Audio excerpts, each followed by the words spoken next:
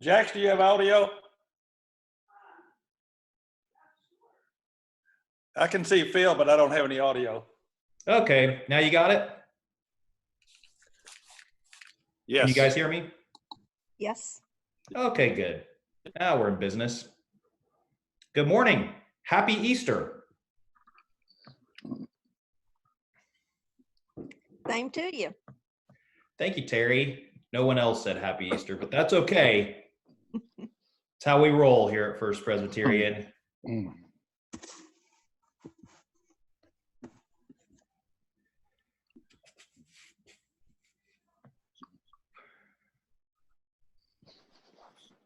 There we go.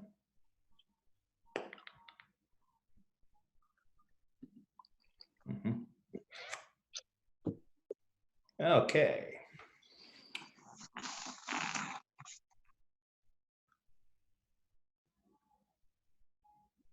While you're sitting there, I would like everybody to test the feature. There's a way you can digitally raise your hands.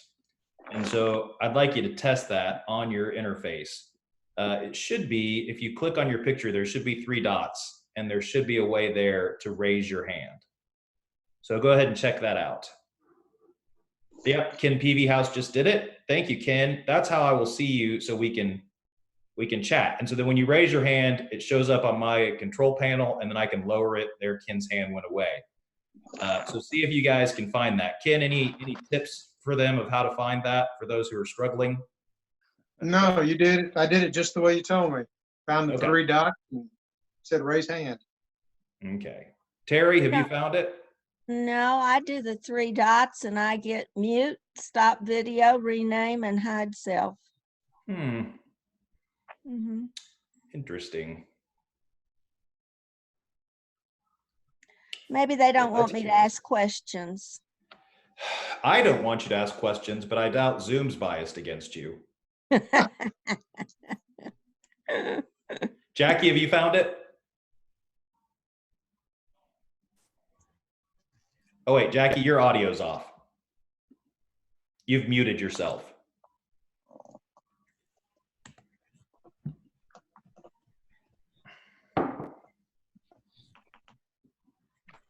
Okay. Lucy, have you found the raise hand function? I don't think so. Okay. If you roll your cursor over your picture and then you get to the 3 dots, it should be there. That's how Ken did it, but others have had trouble with that. Tisha, we're practicing raising our hands. So if you can find out, no, try to do it digitally, not physically. Oh.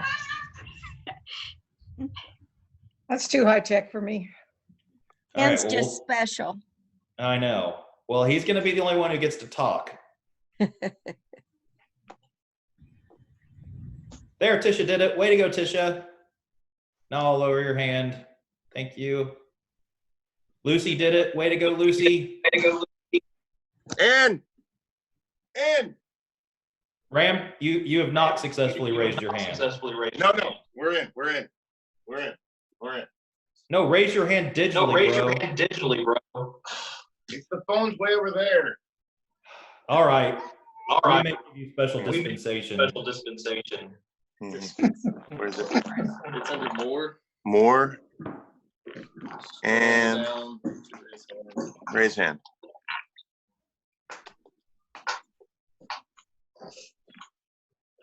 Yes. Yes. Yeah, great. Good job.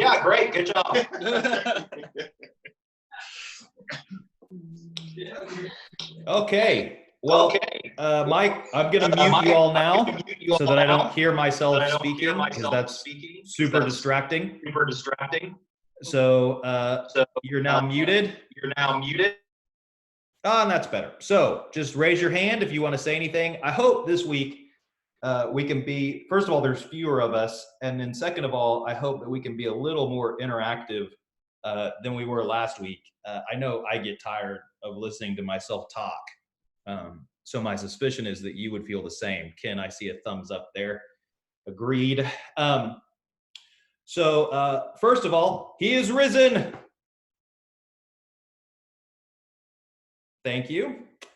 So anyway, let's go ahead and have a prayer, and then we will start our Sunday school for today. So let's pray. Great and holy and merciful God, we are grateful for this day, and we are grateful for this time together. We ask that you bless us with your Spirit, bless us with love and peace, bless us with hope and joy this day. We are so grateful that your Son came into this world, so grateful that he rose for us, that he loves us, that he prays for us. Help that gratitude to embody all that we do today. In Jesus' name, amen. Okay. Oh, hi, Flex. You look perplexed. Okay. All right. Practice digitally raising your hand while you're staring at the screen. Okay, so we have finally, after many months of working, we have finally completed chapter 5 of the Sermon on the Mount. We have a couple more chapters to go, so we will do that. A couple of housekeeping notes. There's no Sunday school this week, so Tasha's Wednesday class won't happen, and then my Sunday will be off next Sunday because we had scheduled that as an off Sunday anyway, so we just won't have class next Sunday. So we'll resume 2 weeks from today with that. So if you've just joined us, we're practicing digitally raising our hands. The way to do that is to hit the little 3 buttons up on your screen and say raise hand. That will allow me to know that you want to say something, which is something that I hope you'll want to do this week. So what we're going to do is we're going to go through 18 verses of chapter 6. Now, that's a lot of verses, especially when we've been doing a lot fewer, but these verses are related to each other because it's about piety and the ways in which we publicly practice our faith. And so Jesus is going to look at 3 things. He's going to look at almsgiving or charity. He's going to look at prayer, and he's going to look at fasting. Now, one of the things that we're going to come across in this reading is where Jesus teaches the Lord's Prayer in the Gospel of Matthew. Obviously, that's the most important part of this section. So we're not going to talk about it. I figure that for many of you, you have heard sermon series, Sunday school classes, read books, all those things about and on the Lord's Prayer. And so what I want to do is kind of go the other direction and talk about piety, because what I find is there's a lack of reflection, I think, on how we're supposed to practice our faith around other people. And these passages either get ignored, I think, or get overbaked a little bit. So that's what we're going to do. And anybody have any questions before we get started? Anybody want to protest the absence of teaching on the Lord's Prayer? You can protest if you want to. It's probably not going to change anything. But anyway. Okay, so we're going to get started. And so we're not going to read 1 through 18. We're going to just break it up. If you have my notes in front of you, you can follow along. Those are available on the website. They also were included in the email that Rebecca sent out this past week. And we can kind of follow along. So we're going to break this up with we're going to start with the introductory sentence. And it goes like this. Jesus, remember, we've just talked about loving your enemies. So this is a tonal shift. We are changing the conversation here as we enter chapter 6. Beware of practicing your piety before others in order to be seen by them. For then you have no reward from your Father in heaven. So that's going to shape the next 17 verses of our conversation. So a couple things to say about that. One is very old, from a church father historically named Pseudo-Chrysostom. What would happen in the old times is you would have a kind of famous church father, and then they would die, and then someone out of their tradition would continue their teaching and continue their kind of trajectory. But they would work under the name of the person who they followed. So Chrysostom was a famous preacher, so his followers were called people that wrote after him were pseudo Chrysostom. So we don't know who this guy actually was in real life, but that's not how they thought. Like if you think about it today, let's take a famous well-known Christian. We'll use Max Lucado, Jackie. So let's take Max Lucado. Let's say that somebody wanted to write in that tradition, that tone, was heavily influenced by him. They would call themselves, instead of Phil Blackburn, they would become pseudo Lucado, which sounds kind of nice, actually. I'd never said that aloud before, but Jackie, you can tell him that we're going to work in the pseudo Lucadian tradition. So that's how it worked. So the guy's name wasn't actually pseudo Chrysostom, but he was out of that school. So here's what he said. The servants of the devil are tormented by all kinds of vices, but it is the desire of glory that torments the servants of the Lord. So think about that for a second. The servants of the devil are tormented by all kinds of vices, but it is the desire of glory that torments the servants of the Lord. So this is an interesting way to frame our kind of conversation here, in that temptation that we have as followers of Jesus to kind of be clothed in glory, to be seen as super Christian. That's the criticism that starts out here. And so when you start chasing that, the idea of your own glory, no matter how good the outcome is, what he's saying is that you have now deviated from the path of Christ's teaching. So glory is not our goal, but it's a great temptation for us as followers of Jesus to do things which seem great, but are actually not about pointing towards Christ. They are about pointing actually to ourselves, to our own glory. So anyway, that's kind of a way to frame that. I can tell you, like, I'll speak personally here for a moment. Like when you preach all the time, this is something I very much have to work through, where I've written sermons before and I've preached them before where I thought they were great. But what I thought was great about them was that I thought they would make me look great. People would be like, that was a great sermon. Phil can really preach. And that's wrong. That's bad. And it's one of those things you have to constantly, when you're doing Christian stuff, you have to constantly reflect upon so that you don't let that become kind of a habit. Because the point in a sermon is not for me to look great. That is far from the point. And luckily, I look terrible most of the time, so that's effective. But that's an example just from my own life. That's something that I had to work through, especially as a younger preacher. Like in seminary, when you're preaching in a preaching class and you're being graded on your preaching, I think there's a natural kind of temptation to make that about you because you're getting a grade on it. And then that kind of spills over into the church. So anyway, I know from personal experience that this is a problem. So now we will get a quote from Dale Bruner, who, as a reminder, is one of the people that I use most often in our study here. Bruner, as a reminder, is Presbyterian. His commentary on Matthew is exhaustive. If I haven't shown you before, I'll remind you.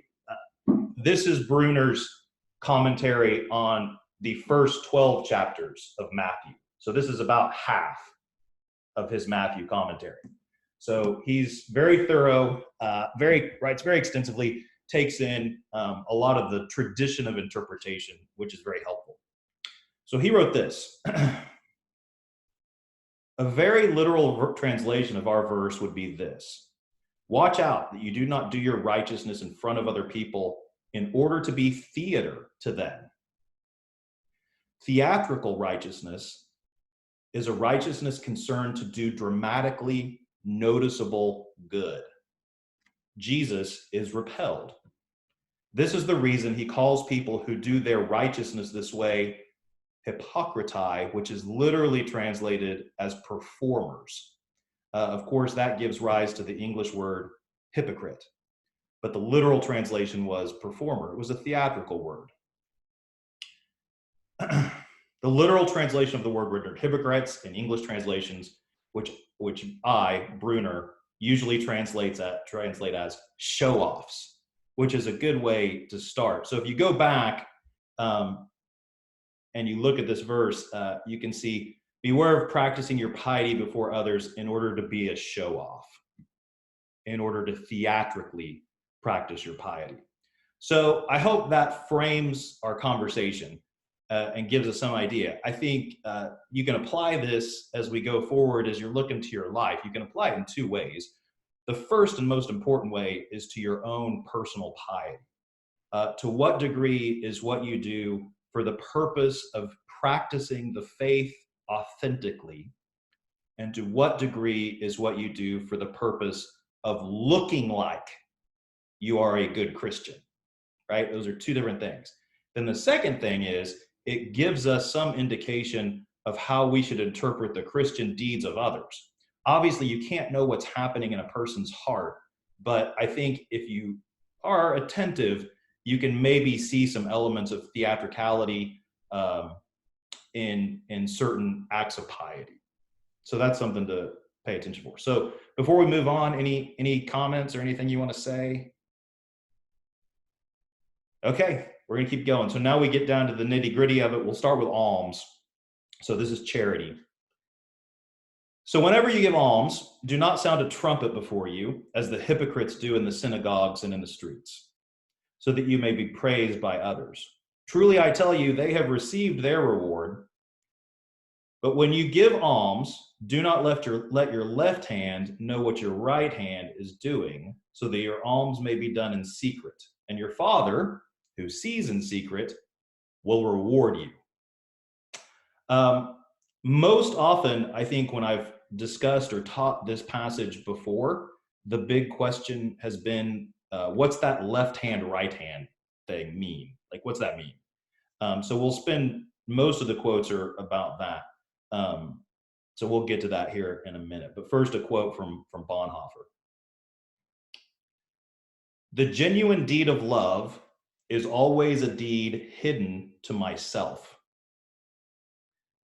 So you can ponder that a little bit. What Bonhoeffer's doing there is he's talking about acts of love that we do which are not self-conscious. So what's that mean?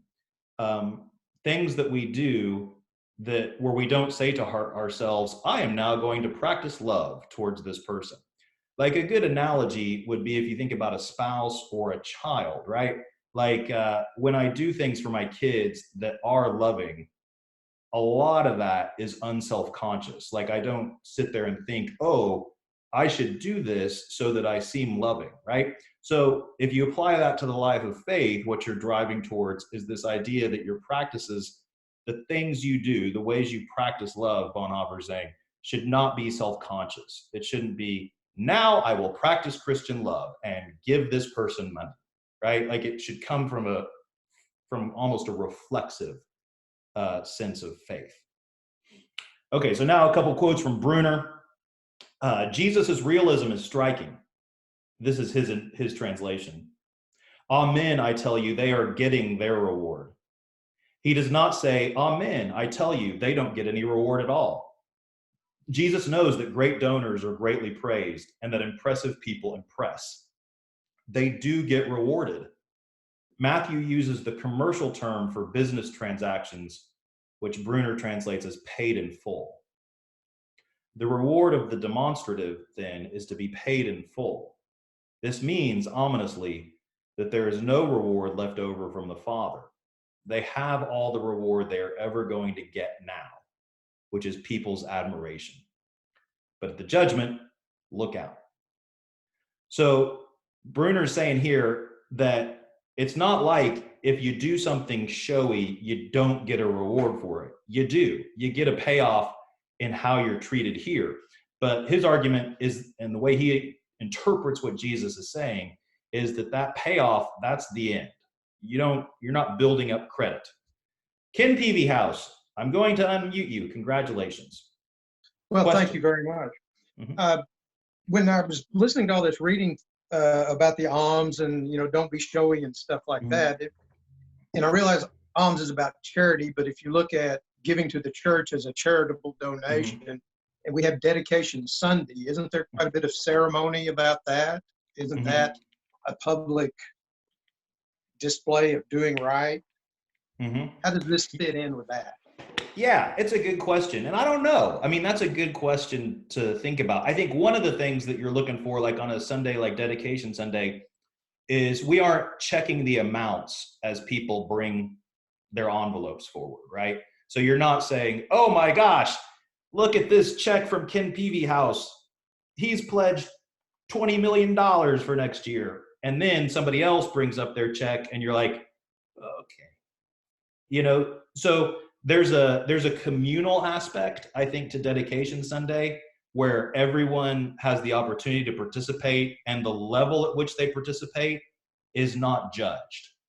So I think that would be the distinction between that and what Bruner is criticizing here, which is a highly individualized form of giving where the participation is more exclusive than it is on like a Dedication Sunday, where that's the day where the church marks our communal commitment to the mission of the church, versus when a person comes forward and says, I want to do this, let me show you what I'm doing. Do you see what I'm saying?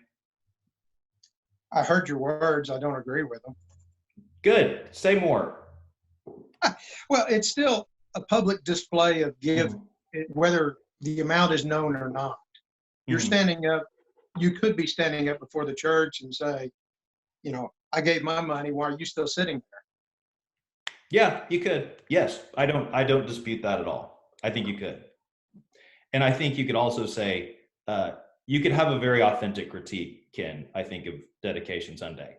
I think, But we're not going to I stop think, it, are we? well, I mean, if people wanted to stop it, I would stop it. I think people like it, and I don't find it to be exclusive.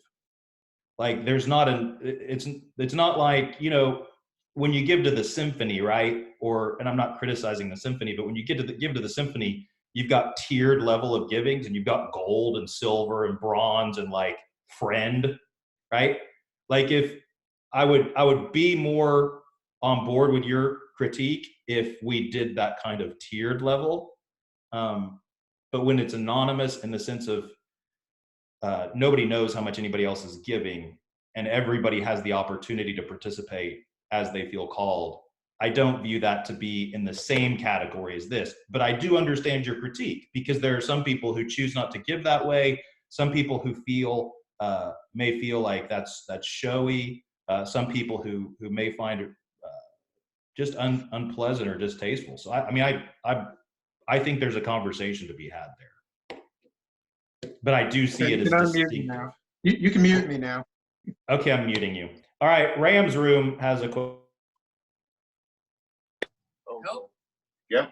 Okay, I think my question / comment is that I think as far as giving to as far as my family goes, and this is my impression, I think a lot of times they do that out of fear, not out of genuine, like, this just probably not all the time. And I just feel like some religions have led you to be so fearful that you're like, okay, if I don't give this much, then I'm not going to make it into heaven. And, what can we hear? We lost audio. Oh, okay. Here. What's happening? There.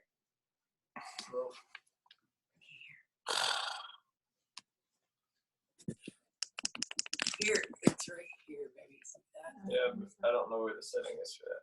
Top left, maybe? Oh. What my technology done? My technology. Sorry, Phil.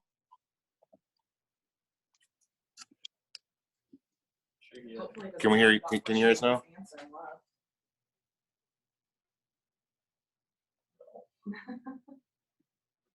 Okay, he's back. Aaron's back. Or, I mean, Okay, oh, we can hear you back. now. I'm sorry, technology. Okay. Oh, we still can't hear you now. Wait, what was the audio setting that we found last week? I can't hear Oh. you. But we fixed that part already. It was as soon as Phil. Oh, No. oh, No. Can you hear us? Can you hear us? uh-huh. You can? Okay. We can't hear you, and I don't know why. There's a little microphone up there, babe. What's that? I know. He said it. That's that.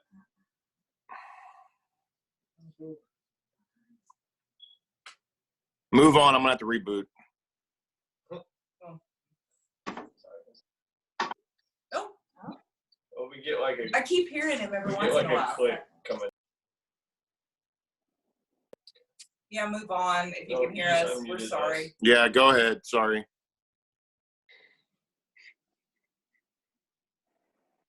Can't hear you.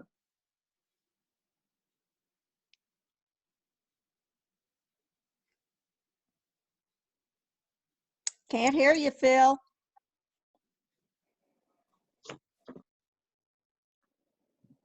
Now can you hear me?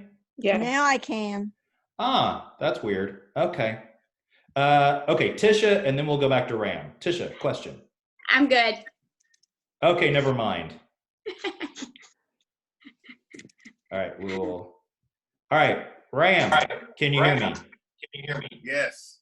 Okay, so Lindsay, I heard your question, but you can restate if you would like. Well, I just wonder how people's intentions matter. I Mhm. believe, Yes. you know, this is kind of what we're talking about, the hypocrites, or, you know, giving for the sake of, you know, in your heart knowing it's right, not it being conscious, whether it be to the church or to anyone, and not needing praise and all those things. But I think a lot of times in a church setting, I've met people that I personally feel, and I could very well be wrong, but they do it more out of fear Mhm. for their afterlife, or fear of being judged by anyone around them. It's almost like an obligation. Mhm. Well, It's yeah, like they feel obligated to do this because that's what you're supposed to do. Mhm. and so, you know, so I just wonder your take on that, because I mean, Right. I guess you should be respectfully, you know, curious, or, you know, you want to have a home in heaven, but me personally, I don't think God is thinking, okay, well, Judy wasn't able to give as much as Tom, but they're, you know, like, I don't think one's going to be cast to hell, but I think there are people that are fearful and that's why they give, rather than just doing it because it's kind and, you know, right. Right. Okay, I'm going to mute you, so wait, because I get a lot of feedback from you guys. So I'm going to let's see. Okay, so great question. There is nothing in the Gospels that talks about buying your way into heaven. What the Gospels try to do is to affect your relationship as a believer with your relationship with money. So Jesus takes it for granted here that you would give alms or you would give charitably. But keep in mind, when he's talking here, there's no institution, right? There's no church in the sense that we understand it here in the Gospel of Matthew. What he's talking about is the ways in which you support those who are most in need. So any church that tells you that that you have an obligation to give X number of dollars or X percentage of your income, I think is not reflective of what Jesus is talking about. And I think that can lead to a certain degree of being self-serving, because the assumption is that the church is the only way to support the work of Christ in the world, or do the work of Christ in the world. That being said, every church, I think, believes in what they're doing. So they want you to support that financially. So in order for things to happen, you have to pay for those things to happen. We live in a world where money means things. But you don't ever want to create a situation where you're shaming or guilting people into giving to the church. I think you absolutely want people to have a relationship with their money, which testifies to their faith. But that's a different discussion than having a relationship that's tied directly between their faith and how much of their money they give to a specific church. Does that, Lindsay, does that get to kind of what you're talking about? Hold on. I got to unmute you. Okay, go ahead. Yes. Yeah. Okay, go ahead. Yes, that makes sense.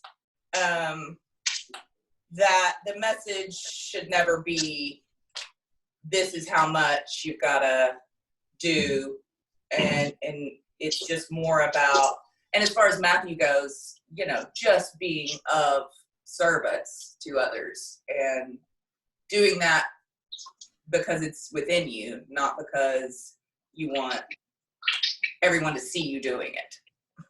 Exactly. Right. Exactly. And doing it because that's an extension of who you are. You know, and certainly like in our current context, there's lots of people and places that are in need right now. So I would certainly encourage people, if they have money, to be charitable, but I would not dilute that down to the church. I would be much more broad in my view of how your money is used or what you could do with it, especially at this time. So those are great questions. All right, let me keep going here a little bit. So this is the left hand and right hand conversation that I think people might be interested in. So this is Bruner. I think, no, this is Hauerwas. Sorry, this is the Methodist. So, you know, qualify it. Not to let our left hand know what our right hand does when giving alms is possible, only by the overwhelming self-forgetfulness that comes from Jesus' call to discipleship. We are called to self-righteousness as well as called to give alms. These are possible because of what we have received. That is why for Christians, acquiring the virtues is not to be understood as what we do, but rather what has been made possible by the gifts we have received.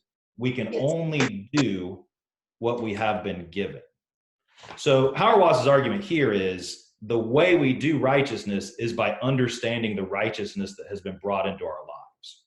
So this is a kind of standard, what we would say is like a gospel law type of argument. So the gospel and our understanding of the gospel and the ways in which we're able to embody the gospel then leads directly into how we respond.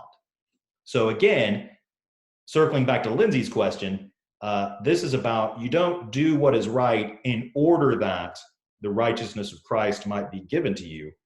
You do what is right because you have an understanding of what has already been done for you. So that's a fundamentally different way of looking at things. So here's Bruner more on the left-hand, right-hand thing. Keeping the left hand from knowing what the right hand is doing means, first of all, to be unself-conscious and unself-impressed. Our social justice work or our financial generosity, the one hand, should not be credited to our spiritual standing before God, the other hand. Not only should there be no external trumpets, but there should not even be any internal music suggesting, I am, after all, a pretty decent fellow. Jesus is saying that we should not even seek to impress or internally justify ourselves. So Bruner's argument here is that this is about the differentiation between a public showiness and even a self-centered showiness, where you're trying to just impress yourself and justify yourself so that you know how good of a person you are. He's saying, don't even do that. That's getting to that. So you can see the consistency here in a lot of these quotes is to get to this idea of unself-consciousness, where you do things naturally, not because you've had to be intentional about it. Those things that you do become an extension of who you are and what you believe. So you're trying to develop this kind of flow that comes from, I understand this, I believe this, and it has this natural extension and outflow of behavior in my life. So one more on this, and then we can move along. A father's reward to his child is the father's greater closeness. It is important that believers know that their heavenly Father notices what they do, and notices not merely in a deistic way, like a distant grandfather, but in a personal way, as a living father. Disciples should know their sacrifices are worth it, that their bucking public opinion and visibility gets a response somewhere. Human beings are made in the image of God to be noticed and to want to be noticed by God. So the argument here is that almsgiving, practices of piety lead to a greater personal intimacy with God, which is something all of us crave. And it's that personal intimacy that is kind of our payoff, if we think about it that way. So this is kind of a coda on the almsgiving section. Any final questions or comments that you want to bring up? Okay, we're going to move on to prayer. So I am going to include the portion about the Lord's Prayer, but yeah, that's interesting. Okay, but we're not going to spend a ton of time on the Lord's Prayer this week. So Jesus talking about prayer. And whenever you pray, do not be like the hypocrites, for they love to stand and pray in the synagogues and at the street corners, so they may be seen by others. Truly I tell you, they have received their reward. But whenever you pray, go into your room and shut the door and pray to your Father who is in secret, and your Father who sees in secret will reward you. When you are praying, do not heap up empty phrases as the Gentiles do, for they think that they will be heard because of their many words. Do not be like them, for your Father knows what you need before you ask him. All right, so we're going to get quite a bit of information on prayer. Prayer is one of those things I think you could spend your entire life trying to understand intellectually and never fully understand it. I think a lot of things are happening in prayer. So what about this business of praying in private, the secret room? Should we never pray in public? These are the kind of things that get brought up around this particular thing. So this is a quick summary from Bruner. There are two anti-rules of prayer that Jesus teaches us. One, don't pray for show. Two, don't go on and on. I think everybody can agree that we have heard both of those types of prayers and potentially even offered both of those types of prayers in our lives. Don't pray for show. Don't go on and on. Okay, so let's see what that means. Let's put some flesh on the bones. So this is Bruner. Prayer is not a form of evangelism. Prayer is addressed to God exclusively. This is true even when one is leading others in prayer. Corporate prayer is a practice Jesus in no way contests. Jesus urges prayer meetings, in fact, as a means of spiritual power. But group prayer thrives only where prior private prayer is alive. Thus, Jesus' earliest teaching on prayer stresses privacy first of all. So it assumes kind of a robust type of prayer life, is what Bruner's saying, in order to get to that kind of healthy public prayer. So this is Karl Barth, a famous theologian from the 20th century. Prayer as a demonstration of faith, as a disguised sermon. Prayer is didactic preparation of the listener for the sermon, or as a summarizing resume of the content of the sermon. Prayer as an instrument of edification is obviously not prayer at all. Prayer is not prayer if it is addressed to anyone else but God. So what does that mean? That is very much about the way in which corporate prayer is supposed to function in a worship service. Prayer, a corporate prayer in a worship service, is, from Barth and Bruner's argument and related to this passage, is about you or me as a congregant overhearing the worship leader's prayer to God. So the prayer is not a sermon. It's not a time for teaching theology or talking about scripture. That's not what it's for.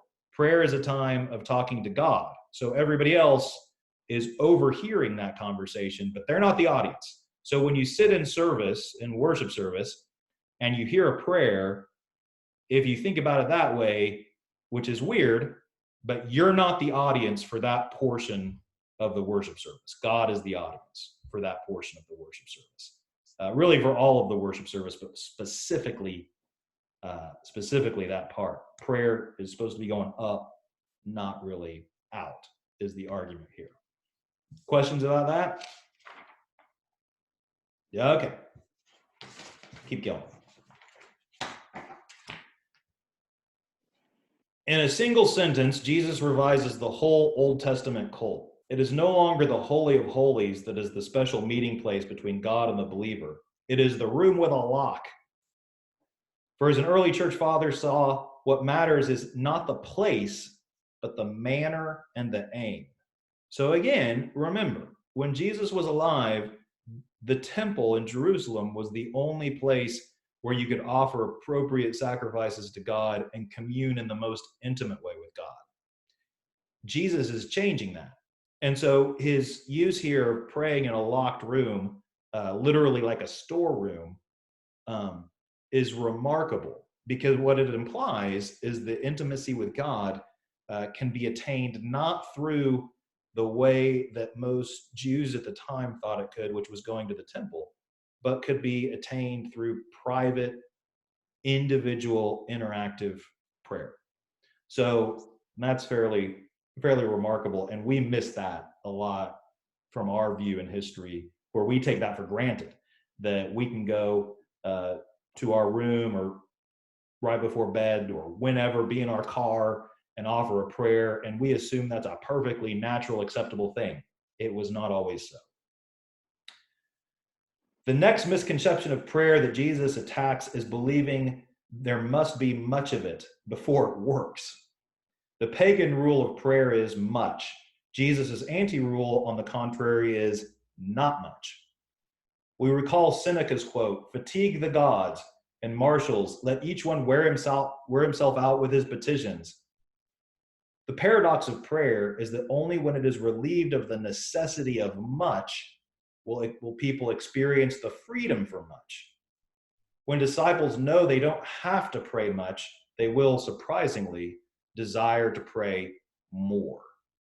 So that's fairly self-evident. I don't know what people's thoughts were on prayer volume, but certainly this was highly contextual for Jesus, with this idea that you should go on and on and on and on and have these very lengthy prayers, and that's a better way to pray. Jesus is debunking that. There is no word requirement for a prayer. A prayer can be as long as one word, help, or it can be as many words as you need it to be for you. But God is not up there counting how long your prayer is or how many words are in your prayer. As somebody who's not particularly wordy, this is good news for me personally. Okay, so this next quote's from Albert Schweitzer. We're leaving Bruner behind for a few. The people of God of Jesus' time were confronted by Jesus not as a prayerless community, but as a people overburdened with prayer.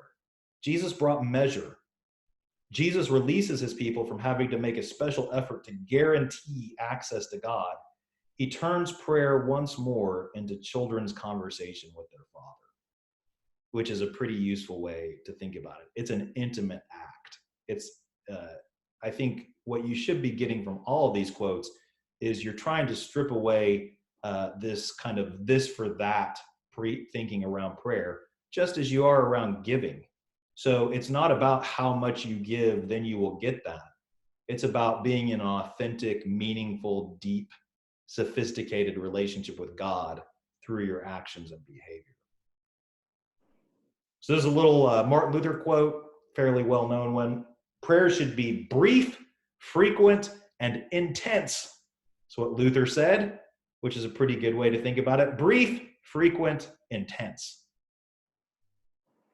Augustine said, remove from prayer much speaking, not much prayer. So Augustine, again, is arguing that you don't have to be particularly wordy for your prayers to be effective. You can think your prayers.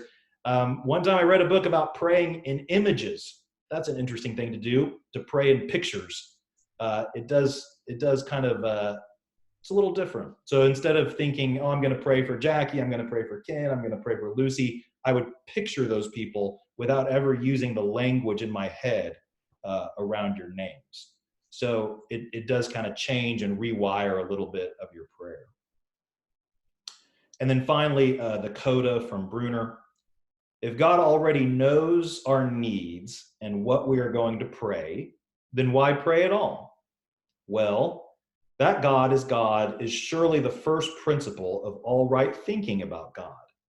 But in personal relations too, it is precisely with those human beings who know us best, who sometimes know our needs better than we do, that we talk most freely. Therefore, the words "he knows" need not inhibit prayer. For if the Father did not know, he would not be God.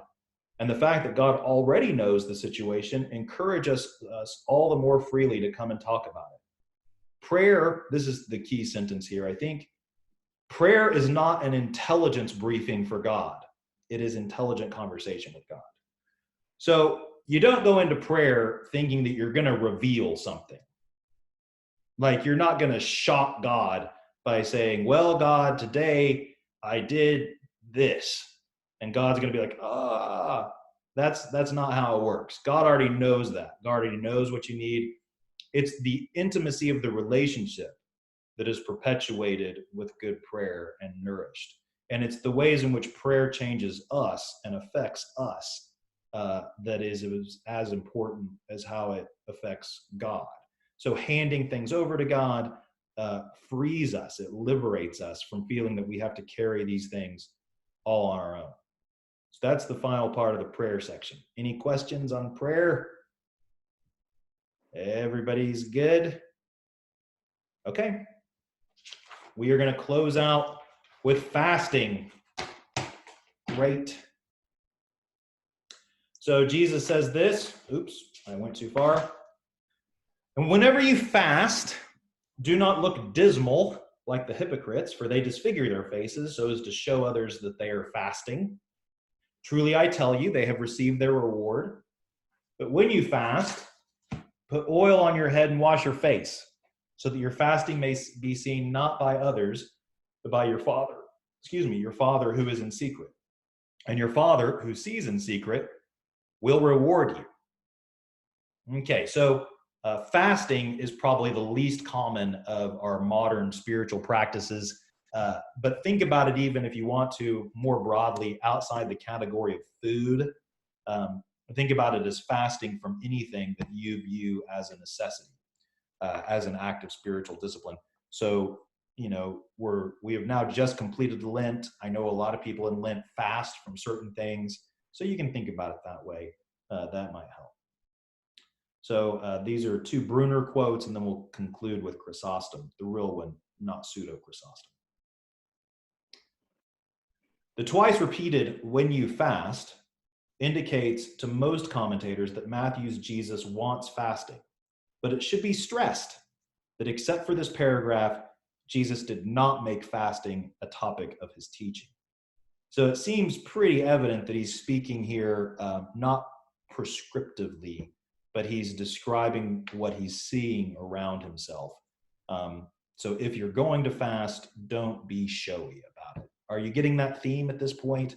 Like showiness in our spiritual discipline and in our piety is the last thing that Jesus is looking for. It was the practice of the people of God to anoint their heads and wash their faces, not only at festivals or other joyous occasions, but also for everyday personal hygiene. Thus, Jesus is asking his disciples to be normal in appearance when they are fasting in practice. But is it not hypocrisy to appear to be what we are when we in fact are not that way? Not always. To appear before people as normal and happy when before God we are fasting and mourning is not hypocrisy, but civility. while performers would dishevel their hair and disfigure their faces in order to be noticed, Jesus urges his people to comb their hair and wash their faces so that no one will notice them except the impressionable Father. Interestingly, a meal, the Lord's Supper, rather than a fast, became the earmark of the early church's public worship. The good news brings joy rather than remorse. So if you think about it this way too, anything we do for our faith, we should never appear as though it's something for which we are suffering. We should always try to carry on whatever we're doing with joy and as if we're just moving through it naturally. So if you want to kind of broaden out this fasting conversation, imagine you've gone out and you've done a day of volunteering and you've done some hard labor, like physical labor for your day of volunteering. You did that because you felt like it was important. It was something you wanted to do, something you cared about. In that sort of situation, at the end of the day, you don't want to be talking about, how much your back hurts and how tired you are and how ready you are for a shower. That would be kind of what Jesus would say is the showy aspect of things. You want to be like, wasn't that a great day? Didn't we have a wonderful day? I feel good about what we accomplished. That was great. That's kind of the distinctiveness if you wanted to try to apply this to something you do now. So the last thing for today, the contempt of men's praise is no small fruit, for thereby we are freed from the heavy slavery of human opinion. So that's Chrysostom talking about our spiritual disciplines. I'm going to read it one more time. The contempt of men's praise is no small fruit, for thereby we are freed from the heavy slavery of human opinion, which is a nice summary and coda to put on this section. We do not practice our faith because of what other people will think about us. We practice our faith as a natural extension of what God has done for us through Jesus Christ. And those practices flow naturally from us. This doesn't happen all the time. Nobody's ever perfect at it. But if we think aspirationally, that's the direction we're headed. Just like last week when we talked about loving our enemies, no one loves their enemies perfectly and all the time. It's an aspirational thing to do. But we try as we live our lives to do it better. The same thing is true for our spiritual disciplines and the ways we practice our faith. As much as possible, we try to make those faith practices a natural extension of who we are and what we believe. So that's it. That's what I got. Any final thoughts from you people? Anybody want to digitally raise their hand? Okay, great. Hey, we paid for the premium, so we got 50 minutes today. Yay. So we got through it all. I think we should all go wherever Jan Dickinson is. Look at her down there. Where are you, Jan? Yes, we are on our way. Okay. All right. Bye, everybody. Bye, Phil. Bye. Bye. Bye.